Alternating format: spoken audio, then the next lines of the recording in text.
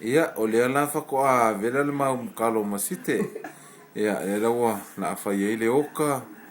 Ia, ma le faiai fee. Ia, ese a ia ko i ngā oka. Ia, e faiai le mea kausami fo i ngei a site le. I ngei kura le aso. Ia. No, e faiai ma whanga. E faiai. Ia, o fia fo i le nganga i siko finge o kau umai fo. E wha moe ngai a ko umai fo i ngei kungu ia. Ka ko ke maha fuko fia faapea fo i o ngai ei ko finge ngei. Kei mi o umai ei ase si mai. Ia, e misia kulau fo i o kou. Mea umama. Ia, e misia fo i o ka ko ngofu valvalai. E wha moe le fingaro le kua. Ia, me fo i si kei mi ka ko e whilo i e si kei mua.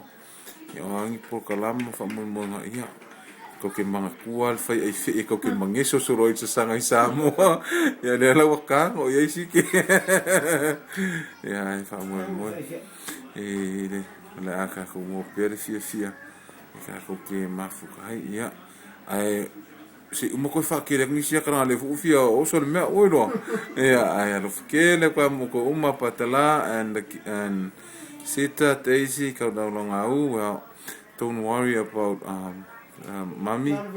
Mommy is happy, and hopefully for the rest of his days, you're gonna enjoy. Yeah, and Sifanga, Kema, yeah, and family too. Yeah, we'll continue to update you on CK's trip. But you know, everything so far, we are so blessed to have Site at home, being here with us, and you know, we're hopefully, you know, all of you guys we're gonna have a chance to come over and spend time with us here in Hawaii. Okay?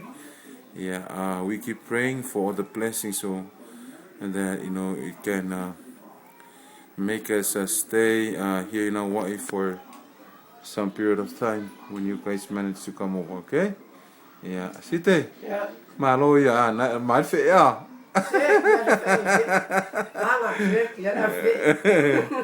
Yes, exactly. Is king is kemi ya so ya kango ya so me sino makua ya so ya se kian. Ya wale ya manuia sta to ainga ya so foi ya me manuia.